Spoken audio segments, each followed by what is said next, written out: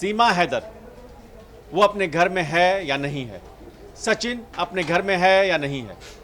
आज दिन भर इसी पर चर्चा होती रही कि आखिर एटीएस उसे लेकर कहां गई है और अब उसके साथ क्या होने वाला है। कई बार खबरें एक जगह ठहर जाती हैं, वैसी खबरों में फिर से मसाला तलाशना, फिर से उसमें जाना और फिर उस खबर को जिंदा करना एक चुनौती होती है। और इसी चुनौती से जूझ रहे हैं हमारे न्यूज़ रूम के साथी आशीष। उन्होंने लगातार उनका वीडियो खंगाला और वो सपना चौधरी तक पहुंच गए। सपना चौधरी ने आखिर वो वीडियो क्यों डाला और वो वीडियो कैसे वायरल हो गया, इस पर भी बात करेंगे। लेकिन मैं सचिन और सीमा हैदर की इस स्टोरी में अब आशीष से समझना चाहता हूं कि आखिर इस चकल्लस को वो आगे कैसे बढ़ाएंगे। ये चकल्लस ये न्यूज़ रूम का चकल्लस नहीं है, ये दो देशों के बीच का चकल्लस है, इंडिया पाकिस्तान का चकल्लस है। और इस चकल्लस से 140 करोड़ की जनता जो इंडिया की है और करीब 25 करोड़ जो पाकिस्तान में बैठे हुए हैं वो भी चकल्लस में फंसे हुए हैं। आपको चकल्लस समझाने बताने से पहले एक वीडियो दिखाता हूँ मैं। ये वीडियो है सचिन का। आप सोच रहे होंगे सचिन कहाँ हैं, गायब हैं 4-5 दिन से। तो मैं आपके लिए वीडियो, ताज़ा वीडियो 3 घंटे पहले का वीडियो लेकर आया हूँ। ये है वीडियो सचिन का, जिसमें आपको ऑडियो सुना देता हूँ। क्या कह रहे हैं? सीमा सचिन 10 20 के नाम। आवाज का मारे, ये आप बताएंगे। ये आवाज आ रही है, इसमें सचिन कह रहे हैं कि राम राम दोस्तों, मेरा नाम सचिन मीणा है और ये मेरी ओरिजिनल इंस्टाग्राम प्रोफाइल आईडी है और मुझे फॉलो करें। मेरा यूट्यूब अकाउंट है, उसको भी फॉलो करें। आपने देखिए दीवार का रंग देखिए, उनके घर जैसा लग रहा है। अब रबुपुरा में वो हैं, दावा किया जा रहा है कि रबुपुरा के दूसरे घर में वो कहीं पर हैं जहां पुलिस ने उनको सुरक्षा मुहैया करवाई है। और ये भी दावा किया जा रहा है कि उनसे एटीएस पूछताछ कर चुकी है और उनको छोड़ दिया गया है। वो आराम से रह रहे हैं और सुरक्षा एजेंसियों के रडार पर अभी भी हैं। एक वीडियो और आपको दिखाता हूं। ये इसी इंस्टाग्राम प्रोफाइल आईडी पर इन्होंने अपना सोशल मीडिया अकाउंट पे मैं दूसरा वीडियो आशीष जी, दूसरा वीडियो दिखाने से पहले मैं आपको बता दूं कि सचिन और सीमा के घर एक पोस्टर लग गया है जिस पर लिखा हुआ है कि उनकी निजी जिंदगी को निजी रहने दें। लेकिन आशीष का कहना यह है कि जब उनकी निजी जिंदगी सार्वजनिक मंच पर आ रही है, सोशल मीडिया पर आ रही है, तो आखिर कैसे निजी रहने दें। इसलिए अब उनका दूसरा वीडियो सुनिए। दूसरा वीडियो ये है जो उन्हीं के प्रोफाइल, जो ओरिजिनल प्रोफाइल है, क्योंकि बहुत सारे फर्जी अकाउंट बने हुए हैं। उनका जो इंस्टाग्राम प्रोफाइल है उसमें ये लगातार देखिए 20 घंटे पहले ये लगातार स्टेटस अपडेट किए जा रहे हैं। कुछ पबजी के स्टेटस हैं, ये देखिए याद है, जो यादें शेयर कर रही हूँ। 4 मई 2022 की एक याद शेयर की गई है, गाने लगे हुए हैं। ये देखिए लगातार 4-5 घंटे के पहले एक बात है, जानू, आई लव यू, बहुत सारी चीज़ें स्टेटस लगाए जा रहे हैं। जब वो पबजी खेलती थी, जान 20 मई का स्टेटस है ये। तो ये स्टेटस तभी आदमी लगा सकता है जब वो फ्री हो, वो थोड़ा माइंड से रिलैक्स हो और वो अपने घर पे कहीं एकांत में बैठा हो। एटीएस की पूछताछ के दौरान ये नहीं हो सकता। रबुपुरा की गलियों में जो सन्नाटा है, जो पोस्टर है, उसकी चर्चा अब मैं अनन्या से करूंगा कि अनन्या, आप खुद वहां गई थी। अब ये बताइए कि अब इस पोस्टर के बाद मीडिया को क्या करना चाहिए। देखिए, मुझे लगता है कि अगर वो खुद ये कह रहे हैं, क्योंकि हमने देखा कल सचिन के जो फादर हैं उनकी तरफ से भी ये कहा गया कि अब बहुत ज़्यादा कवरेज हो गई और अब प्लीज़ इसे बंद कर दीजिए, हमें थोड़ा सा शांति दीजिए, बार बार हम नहीं बोल सकते और पुलिस अपनी जांच कर रही है और पुलिस को अपनी जांच करने दीजिए। वो बार बार मीडिया से ये रिक्वेस्ट कर रहे हैं कि अब आप लोग प्लीज़ इसे बंद कर दीजिए और हमें आराम से रहने दीजिए। इस तरह के बार बार अगर वो रिक्वेस्ट कर रहे हैं तो मुझे लगता है कि इस पर विचार करने की ज़रूरत है और ये बड़ा समझने की ज़रूरत है कि आखिरकार सीमा और सचिन है कहाँ। हालांकि जो फोन जो है जिसको लेकर ये कहा जा रहा था कि सीमा ने जो डेटा है डिलीट किया है उसको रिकवर करने की कोशिश हो रही है और साथ ही जो व्हाट्सएप चैट सचिन और सीमा के बीच हुई उस दौरान जब वो नेपाल में थी, नेपाल से वापस पाकिस्तान गई और फिर शादी करने के लिए यहाँ पर आई और फिर रबुपुरा तक आई, उस दौरान जो चैट हुई है उसको कहीं ना कहीं रिकवर करने की कोशिश हो रही है। और वो चैट जब सामने आएगी तो मुझे लगता है कि कई बड़ी चीजें जो है वो खुल सकती है कि कहाँ से टिकट हुआ, कहाँ से ये पूरी प्लानिंग हुई कि शारजा जाना है, फिर नेपाल जाना है, फिर यहाँ से रबुपुरा आना है। क्योंकि इतनी आसानी से बार बार ये कहा जा रहा है कि एक हाउसवाइफ इतनी बड़ी प्लानिंग कैसे कर सकती है। बेसिकली बात ये है, चैट जो है ना, चैट अलग है, इमोशन भी कुछ बोलते हैं मुझे लगता है। ये जो चैट और सुरक्षा एजेंसी सब खंगाल चुकी है मुझे लगता है। हम जब आज और अब कुछ बचा नहीं है। हम जब इसमें लीगल क्या पहलू है, अब इसमें तो हम जो इस चकल्लस को रोज रोज करते हैं उसमें हमारे एक अहम किरदार हैं रोहित जी। रोहित जी ने इस आज चकल्लस से मना कर दिया था, लेकिन फिर भी हम उनके पास आए हैं क्योंकि आज इन्होंने एपी सिंह से कई सारे मुद्दे समझे हैं इस मामले के। लेकिन जब वो बात चली तो फिर वो इंटरव्यू लंबा खींचा। आप बताइए कि एपी सिंह से जो आज आपकी बातचीत हुई उसका लब्बो-लुआब क्या है? देखिए, एपी सिंह से मैंने कुछ चीज़ें जानने की मैंने ये कोशिश की, जिन चीज़ों को लेकर अभी भी डायलेमा की सिचुएशन है, क्या है, कैसे है। क्योंकि सब लोग कह रहे हैं कि सीमा सचिन की शादी हो गई, कहाँ हुई?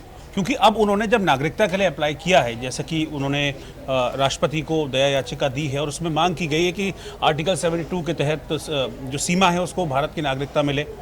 तो इसी को लेकर मैंने सवाल किया कि अगर आपने भारत की नागरिकता के लिए अप्लाई किया है, आप कहते हैं कि सीमा सचिन की पत्नी है, तो कैसे पत्नी है, इसका प्रूफ कहाँ है? तब उन्होंने बताया कि भाई ये शादी जो है ये पशुपतिनाथ मंदिर में हुई है। इसको लेके भी बहुत सारे इफ एंड बट्स थे, लेकिन आज इंडिया न्यूज़ के स्क्रीन पर जब वो मेरे साथ थे तब उन्होंने इस चीज़ को क्लियर किया कि हाँ शादी हो गई है, और उसी शादी को आधार मानकर ही जो एप्लीकेशन है राष्ट्रपति के पास दया याचिका वो उन्होंने लगाई है। अगर शादी होती है तो किसी तरह का कोई सर्टिफिकेट नहीं होता है क्या? क्योंकि हम गुरुद्वारा में शादी करते हैं तो एक सर्टिफिकेट होता है। पशुपतिनाथ जो मंदिर की वहाँ की समिति है, उन्होंने बताया वहाँ से उनको एक मैरिज का सर्टिफिकेट मिला है वहाँ पर, और उस सर्टिफिकेट को ही उन्होंने आगे उसमें लगाया है। तो मुझे लगता है अगर सर्टिफिकेट है तो मे भी ये शादी जो है वो जेन्युइन। ये नहीं, इस चीज को लेकर फिर मेरा दूसरा सवाल था। मेरा दूसरा सवाल ये था कि भाई आप बता रहे हैं कि शादी हो गई, लेकिन क्या ये शादी वैलिड है इंडिया में? मैं आपकी बात सुनूंगा। मैं आपको बताऊं, आपकी पूरी बातचीत में कई बार शेरो शायरी भी होती रही थी। तो हमारी एक साथी हैं आरुषि, वो एक शेर तैयार कर रही हैं, तब तक आप अपनी बात जारी रखिए। देखिए, मैंने उनसे इसी चीज़ को लेकर पूछा कि क्या ये शादी वैलिड है, क्योंकि देखिए सीमा का भारत आने का तरीका गलत है। सबसे पहला पॉइंट हर जगह यही जो है वो सीमा को कमजोर कर रहा है। दिन से कह रहे हैं वो यही पॉइंट है जो सीमा को कमजोर कर रहा है। तो क्या ये शादी वैलिड है? तब उन्होंने बहुत सारी चीज़ें बताई, हालांकि मतलब मैं उनसे सेटिस्फाइड नहीं था उनकी इस दलील से कि ये पॉइंट जो है वो वैलिड है या नहीं। क्योंकि देखिए वो वैसे तो लॉयर हैं और बहुत जाने माने लॉयर हैं, लेकिन वो आज लीगल बातें कम कर रहे थे और वो आज इमोशनल बातें ज्यादा कर रहे थे। तो मैंने उनको यही कहा कि हाँ तो नहीं, लेकिन इमोशन से कुछ चलेगा नहीं, आपको जो होगा वो लीगल मैटर से होगा।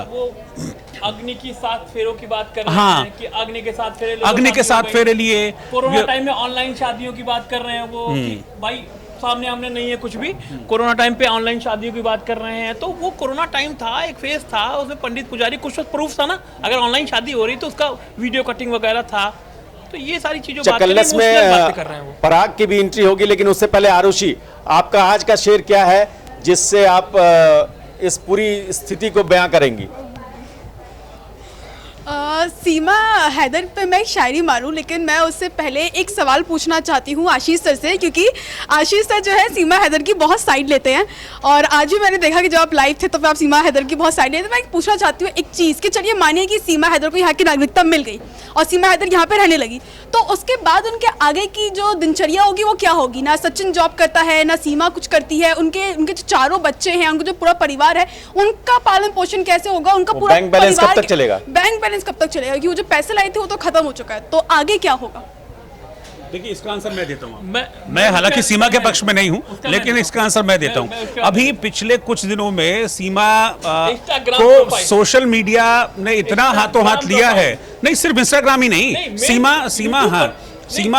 सीमा को इतना फेम मिल चुका है कि वो इजीली जो है सोशल मीडिया इन्फ्लुएंसर बनके खुद ठीक ठाक कमाई कर सकती हैं। सीमा कुछ टाइम के लिए है, नहीं मुझे नहीं लगता। देखो मैंने आज इस डिबेट से पहले मैंने एक वीडियो दिखाया आपको। वीडियो में क्या दिखाया? आप फॉलो कर रहे हैं इंस्टा पे सीमा को?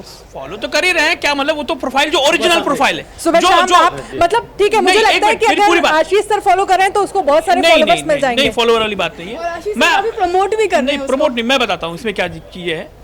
आप अगर उसका फर्जी अकाउंट से उसको पैसे आएगा नहीं, लेकिन वो फेम इतना उसको मिल चुका है। एक पॉइंट, ओरिजिनल अकाउंट जो है सचिन ने आज भी आकर के कहा कि मेरे ओरिजिनल अकाउंट को आप फॉलो करें जो सचिन मीणा .1020 है, और उन्होंने एक यूट्यूब अकाउंट भी बनाया है, उस पर भी वीडियो। अब 400-500 व्यूअर्स इनके वो फॉलोअर्स थे, आज 60,000 फॉलोअर हो चुके हैं इंस्टाग्राम पर। इंस्टाग्राम पर फॉलोअर इतने नहीं बढ़ते हैं, ठीक है, मुझे ओरिजिनल फॉलोअर हैं। तो एक बार आपने स्टेटस बना लिया, फिर तो आपके घर पे पैसे आते हैं। लेकिन ये सब एक टाइम के लिए नहीं, टाइम के लिए नहीं है। बहुत सारे लोगों का फेम खत्म हुआ है, वो स्टार्स की मैं बात कर रही हूँ, ये तो कुछ भी नहीं है। एक मीडिया में आए हैं, होगा तो फिर इनका सवाल भी हाँ, आगे क्या होगा उसका सवाल नहीं, मैं पराग से कहूंगा, ये जो डिबेट चल रही है कि लोग इससे कमा रहे हैं, तो क्या जो सपना चौधरी की एंट्री हुई है, जो आज उन्होंने एक क्लिप बनाई है, क्या शायद आपने देखा हो जी, तो आप क्या कह रहे हैं कि वो भी अब लोग इनके जरिए अपनी अपनी दुकान चला रहे हैं?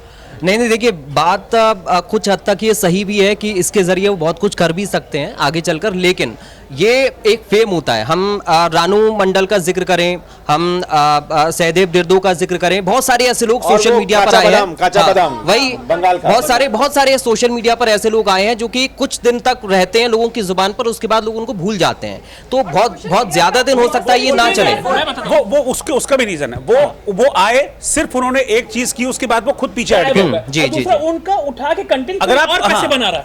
अगर आप उसको उनका कंटिन्यू content उठा रखेंगे, करके अगर आप कोई और कंटिन्यू पैसे रखेंगे तो आपको उसमें फेम मिलता रहेगा। एक बार आप फॉलोअर्स बढ़ा लें, फिर फेम बढ़ा लें, उस चीज को कंटिन्यू रखेंगे तो और आपको वो क्यों नहीं मिलेगा? कंटिन्यू रखने की बात कर रही है। इस आज की चकल्लस के लिए जो बहुत उत्साहित साथी थी हमारी, शताक्षी भी आ गई हैं। शताक्षी, आप क्यों चाहती हैं कि चकल्लस होती रहे? सर, मैं इसलिए चाहती हूँ क्योंकि जो हमारे समाज के जो मुद्दे हैं वो इस चकल्लस के माध्यम से बहुत इलेबोरेट होके आप तक जाते हैं।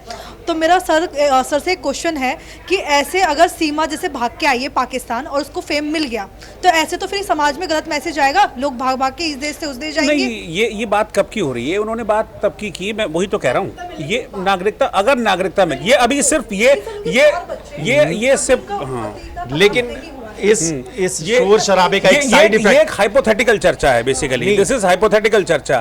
तो वो उन्होंने सवाल किया कि ऐसा हो सकता, तो फिर हमने उसका जवाब दिया कि ऐसा होगा। तो क्या ये है, वो तो बहुत दूर की बात है अभी, आई हो तो लगा लेना टाइप बात। क्योंकि अब देखिए, अब मैं वापस सीरियस टॉपिक पे लौट रहा हूँ, हाँ। क्योंकि अब जब नागरिकता की बात वापस उठी है, तो जो पहली बात तो जो आर्टिकल 72 के तहत नागरिकता मांगी गई है, आर्टिकल 72 के तहत, आर्टिकल 72 के तहत कोई प्रावधान ही नहीं है, ये पॉसिबल ही नहीं है अब तक हमारे कॉन्स्टिट्यूशन में कि सीमा को नागरिकता मिल जाए। अच्छा, ये मिलेगा ही नहीं। अच्छा, सीमा को नागरिकता मिल ही नहीं सकती है। इसीलिए मैंने एपी सिंह से सवाल भी किया था कि आप नागरिकता की बात कर रहे हैं या शरण की मांग कर रहे हैं? तो उन्होंने डायरेक्टली नहीं कहा कि नागरिकता, सीमा को शरण मिले, वो लंबे समय तक यहां पर रहे और उसके बाद फिर सब कुछ ठीक रहे, जांच एजेंसी उससे क्लैरिटी मिल जाए, तब जाकर हम आगे डिमांड करेंगे। ये मतलब वो भी इसमें नागरिकता का प्रावधान है ही नहीं। अच्छा, इसमें एक चीज और मैं जोड़ूंगा, इसमें ये पता नहीं कहाँ सोशल मीडिया से खबर उड़ी हुई है कि सीमा जी की जो तबीयत, सोशल मीडिया से, मेरा कोई दावा नहीं है, सोशल मीडिया में मैंने पढ़ी है कि सीमा जो बीमार है, उनकी तबीयत नहीं सही है, वो प्रेग्नेंट है। अब ये खबर भी सोशल मीडिया पे बहुत तगड़ी तरीके से चल रही है। खबरों का क्या है, खबरें कई तरह से पकती हैं। इस सीमा के साथ एक स्टोरी अंजू की भी चल रही है, और अंजू की वजह से एक सेंटिमेंट जो था, एक जो पीक पे जा रहा था, अचानक से थोड़ा सा डायलेमा में बहुत सारे लोग आ गए हिंदुस्तान के, जो लोग सिर्फ मोहब्बत मोहब्बत मोहब्बत जिंदाबाद कर रहे थे। तो अंजू की कहानी को आने के बाद ये जो मोहब्बत जिंदाबाद वाली फिलॉसफी है, उस पर आप क्या कहेंगे? ये देखिए, मोहब्बत जिंदाबाद जो पाकिस्तान की अंजू वाली बात है, मैं पहले दिन से यही बता रहा हूँ, जिस दिन ये खबर आई उस दिन से बता रहा हूँ कि पाकिस्तान की सोची समझी साजिश है। वहां की साजिश, यहाँ की मोहब्बत। वहां की साजिश ठीक है, लेकिन नहीं, अंजू तो गई ना। नहीं, अंजू गई अंजू 2 साल से जो आदमी वीजा मांग रहा हो और वीजा नहीं भी मिलता तो भी मोहब्बत रहती। नहीं, मोहब्बत में बताता हूँ, 2 साल से वीजा मांग रहा है कोई आदमी और पर्पज मैरिज लिख रहा है उसमें, और जब सीमा का केस आया 20-22 दिन में खट से वीजा मिल गया और खट से पाकिस्तान निकल गए वीडियो फोटो शूट करते हुए, और वहां जाके फंस गई। और पाकिस्तान को ड्रोन शॉट, ये शॉट, मुस्लिम धर्म खाना, दावते वलीमा, सब ये सब प्रोपेगेंडा वीडियो बनाकर शेयर करने पड़े कि तो एक से मैच को बराबर करना है मुझे। ये पाकिस्तान के चंगुल में उसको फंसा लिया है, मेरा ये कहना है। ये जो मुकाबला चल रहा है चकल्लस, लेकिन अरे 35 साल की महिला, यहाँ 43 साल की महिला देखो क्या कर रही है। ये जिंदगी एक चकल्लस नहीं है, क्योंकि यहाँ पर बहुत गंभीर इसके परिणाम हो सकते हैं। अभी हम लोगों ने 7 बजे आंख कान खोल के में एक खबर हमने देखी है, जहाँ जयपुर में एक बच्ची भागकर पहुँच गई जयपुर एयरपोर्ट पे। तो ये जो खबरें आती हैं तो कई तरह से सवाल उठते हैं, और एक ये डर पैदा होता है कि ऐसे मामलों में फिर हम कैसे चीज़ों पर यकीन करें, कौन जासूस, कौन सीधा, कौन आकर बैठ गया, कौन बिना किसी वीज़ा के यहाँ आया, और वो 3 साल से रह रही थी। रोहित जी ने इस खबर को किया था, ये सवाल कैसे उलझ रहे हैं ये पूरे मामले में बताएं। देखिए, ये अगर मैं पर्टिकुलर जयपुर वाले मामले की बात करूं तो अभी इस पे मुझे लगता है थोड़ी सी क्लैरिटी का हमको वेट करना चाहिए। अभी बहुत सारी चीज़ें हैं, क्योंकि जब हमारे रिपोर्टर वहां से जुड़े थे तो मैं उनसे क्लैरिटी लेना चाहता था कि एग्जैक्टली ये है क्या। पहले तो हमको ये देखना पड़ेगा कि वो जो लड़की है 3 साल से यहाँ पर रह रही है, क्या वो 3 साल से बिना वीज़ा के रह रही है, क्या उसके पास पेपर्स हैं या नहीं है। अगर ऐसा है तो फिर ये बहुत बड़ा ब्रीच है सिक्योरिटी का हमारी एजेंसीज। लेकिन अगर वो 3 साल से यहाँ पर रह रही, जैसा कि अभी तक की इन्फॉर्मेशन है कि वो अपने किसी रिश्तेदार के साथ पाकिस्तान से यहाँ पर आई थी, अपनी बुआ के साथ शायद पाकिस्तान से यहाँ पर आई थी, उनके बीच कुछ झगड़ा हुआ तो उस झगड़े में वो घर छोड़कर यहाँ एयरपोर्ट पर चली आई। उसकी जेब में 250 रुपये उसकी जेब में थे और वहाँ जाकर बिना वीज़ा के बिना पासपोर्ट के टिकट मांग रही थी। तो ये भी हो सकता है कि हमको देखना पड़ेगा कि उसका मेंटल स्टेटस इस वक्त क्या है, क्योंकि अगर उसकी एज 17-18 साल के आसपास बताई जा रही है तो इस एज में कम से कम जो शख्स होता है उसको इतना ज़रूर पता होता है कि भाई मुझे अगर क्रॉस बॉर्डर जाना है तो मुझे वीज़ा चाहिए, मुझे पासपोर्ट चाहिए, एयरपोर्ट जा रहा हूँ तो 250 में टिकट मिलेगा नहीं। तो भी बहुत सारी चीज़ें हैं जिसमें क्लैरिटी अभी मिलनी बाकी है। लेकिन अगर ऐसा है कि वो बिना वीज़ा के रह रही है तो फिर ये बहुत बड़ा सिक्योरिटी ब्रीच है। बहुत बड़ा सिक्योरिटी ब्रीच है और ऐसे कई सारे सवाल हैं जो इस तरह की चकल्लस में हम फिर आपसे जुड़ेंगे, बात करेंगे। लेकिन ज़िंदगी उतनी आसान नहीं होती है जितनी फिल्मी पर्दे पर दिख जाती है। बजरंगी भाईजान जैसी फिल्मों में देख लेते हैं आप, गदर जैसी फिल्मों में देख लेते हैं, जहां पर चापाकल उखाड़ कर नायक यहां से वहां चला जाता है। अशरफ अली हालांकि अशरफ अली बहुत है इस लाइफ में। हम आप तक पहुंचाते रहेंगे और चकल्लस का ये कारवां जो चल रहा है, ये जो हमारी टीम है आपके साथ फिर जुड़ती रहेगी। देखते रहिए इंडिया न्यूज़ का डिजिटल प्लेटफॉर्म। धन्यवाद।